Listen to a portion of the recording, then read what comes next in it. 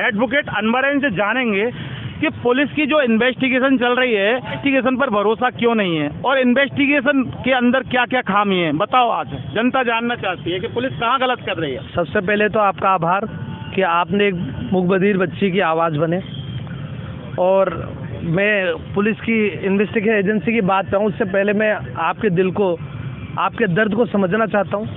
आज इस भरी धूप में एक आम आदमी एक दिन के लिए बाहर नहीं निकल सकता। आज ये पीड़ित परिवार 10-15 दिन से इस शहीद स्मारक में भरी धूप में धरने में, जहाँ छोटे बच्चे भी हैं, दादी भी है, माँ भी है, चाची भी है, भरी धूप में संघर्ष कर रही है। तो ये सरकार के लिए, मुख्यमंत्री साहब के लिए बहुत शर्मनाक बात है। और जहाँ पुराने ज़माने कहते हैं यत्र नारीस्ते पूजते रमन्ते तत्र देवता, जहाँ नारियों की पूजा होती है वहीं देवता निवास करते हैं, तो ये सिर्फ एक श्लोक बन के रह गया है। रही बात पुलिस इन्वेस्टिगेशन की, तो जब 161 के बयान हो गए थे, पोक्सो के मुकदमे हो, 376 का मुकदमा हो, 354 का मुकदमा हो, महिलाओं से रिलेटेड जितनी भी घटनाएं घटती है उसमें 164 के बयान, 164 सीआरपीसी के बयान लेना अत्यंत आवश्यक है। क्योंकि देखिए पुलिस की इन्वेस्टिगेशन में क्या क्या खामी है, क्योंकि जब पुलिस अपनी इन्वेस्टिगेशन कर देती है ना, उसके बाद पुलिस अपनी जांच को कोर्ट में जज साहब के पास देती है और उसके बाद उस पूरी पुलिस की जांच का ये कानून के रखवाले उसकी जांच करते हैं और उसके बाद प्याज के छिलकों की तरह उस जांच को खोल कर रख देते हैं और तब जाके कोर्ट के अंदर सच्चाई सामने आती है। तो आप देख सकते हैं कि कितनी खामी है। और बताइए, जब 161 के बयान पीड़िता के हो गए थे तो एजेंसी का कानून का रूल ये था कि आपको 164 के बयान उसके हैंड टू हैंड ले लेने चाहिए थे, लेकिन पुलिस की बहुत बड़ी खामी रही है, लापरवाही रही है। अब मुलजिम को बचाने की साजिश रही, उन्होंने 164 के बयान नहीं लिए। अब पुलिस का आगे यह कहना भी नहीं हो सकता है कि पीड़िता 161 के बयान देने के बाद ही एक्सपायर हो गई थी, उसके दिन भी वो 5-10 दिन जीवित रही। पुलिस चाहती तो 161 के बयान ले सकती थी, और 161 के बयान इतने इंपॉर्टेंट है कि वो मजिस्ट्रेट साहब के सामने कमरे में, बंद कमरे में होते हैं, जहाँ पीड़िता के ऊपर किसी प्रकार का कोई दबाव नहीं होता। दूसरी बात, पुलिस का यह कहना है कि वो जलकर मरी है। अब ऐसी तो कोई शक्ति नहीं कि अंदरूनी को जल गई हो, पेट्रोल डाला हो, कोई तेजाब डाला हो, उनके पास कोई एजेंसी तो है नहीं कि पेट्रोल घर में मिलता हो, तो पेट्रोल भी कहीं ना कहीं से तो खरीदना पड़ता है। अब पेट्रोल खरीदने के लिए पेट्रोल पंप जाना पड़ता है, तो क्या एजेंसी ने किसी भी पेट्रोल पंप की छानबीन की तो सीसीटीवी फुटेज उनके खंगाले? किसी ने, एजेंसी ने ऐसा कोई भी काम नहीं किया जिससे ये शिनाख्त होती हो कि उससे पेट्रोल डालकर आग लगाई हो। तीसरी बात यह है कि सामाजिक आदमी, कोई भी आदमी हो, अगर जलाएगा तो वो सिर से पेट्रोल डालना चालू करेगा, सिर से नहीं तो पहले हाथ में डालेगा और माचिस को जलाएगा। तो ज्वलनशील पेट्रोल इतना तेज होता है कि जैसे जलाएगा तो सिर को पकड़ लेगा, बाल को पकड़ लेगा।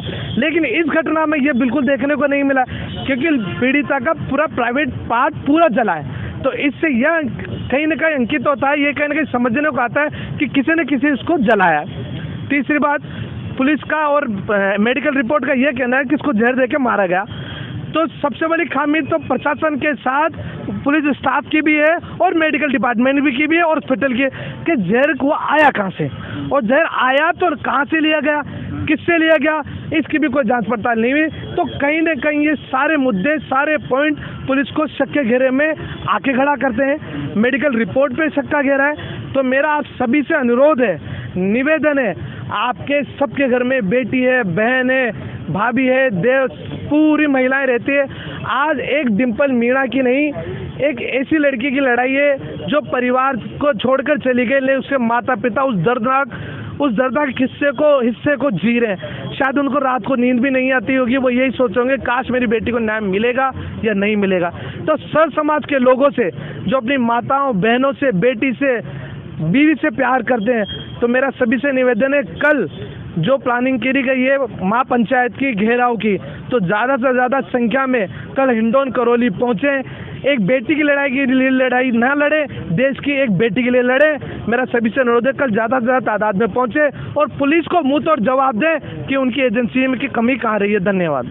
देखिए, तो पुलिस की पूरी इन्वेस्टिगेशन क्या है और पुलिस कहाँ से इन्वेस्टिगेशन कर रही है और किस तरह से पुलिस जांच कर रही है, सीधा सीधा कानून के पहलुओं को देखकर इन्होंने वो तब बताया है जब पुलिस की फाइल इनके पास नहीं है। बाकी जब पुलिस की फाइल कोर्ट के अंदर दाखिल होगी ना, तब उस फाइल का किस तरह से ये तिया पांचा करेंगे ये वो वक्त बताएगा। कुछ और कहना चाहते हैं? इसमें एक बात और थी कि अभी कई मोर्चे द्वारा ज्ञापन दिया गया, तो उसमें यह था कि मुगमदी लड़की जिसकी पीड़िता की जो मृत्यु हो गई, उसने शिनाख्त, जिस मुलजिमान के लिए वो कह रही है उसकी शिनाख्त कर दी गई थी। तो जब शिनाख्त कर दी गई थी तो एजेंसी को उस मुलजिम को पकड़ के इन्वेस्टिगेशन कर देनी चाहिए थी, लेकिन ऐसा नहीं हुआ। तो कहीं ना कहीं इसमें पुलिस की साजिश नज़र आ रही है, उनकी मनगढ़ंत बातें नज़र आ रही है। पुलिस की साजिश नज़र आ रही है और मनगढ़ंत कहानी पुलिस की नज़र आ रही है। लेकिन सवाल ये है कि पुलिस की डिम्पल से क्या साजिश? डिम्पल उन पुलिस वालों की भी बेटी है। डिम्पल उस इन्वेस्टिगेशन ऑफिसर की भी बेटी है जो इस मामले की जांच कर रहा है। डिम्पल हर किसी की एक मासूम बेटी है। वो मूक बधिर बेटी थी जो अब इस दुनिया में नहीं है। वाकई डिम्पल के साथ न्याय हुआ है, नहीं हुआ, इंसाफ नाइंसाफी, ये वाकई डिम्पल जाने या ऊपर वाला जाने। ये जो माहौल हम जो देख रहे हैं, वो जो यहाँ धरातल पर हो रहा है, ग्राउंड रिपोर्टिंग हम हमेशा इस मामले की करते हैं। कानून के रखवाले ने पूरी तरह से व्याख्या कर दी। बाकी कोर्ट में जब फाइल दाखिल होगी उसके बाद ये क्या करेंगे ये जानते हैं। ज़्यादा नहीं, लेकिन कुछ ना कुछ तो तेरे इंसाफ का फैसला ये जनता करके रहेगी। इन्वेस्टिगेशन मीडिया के लिए पवन कुमार के साथ सही स्मारक से मैं जितेंद्र।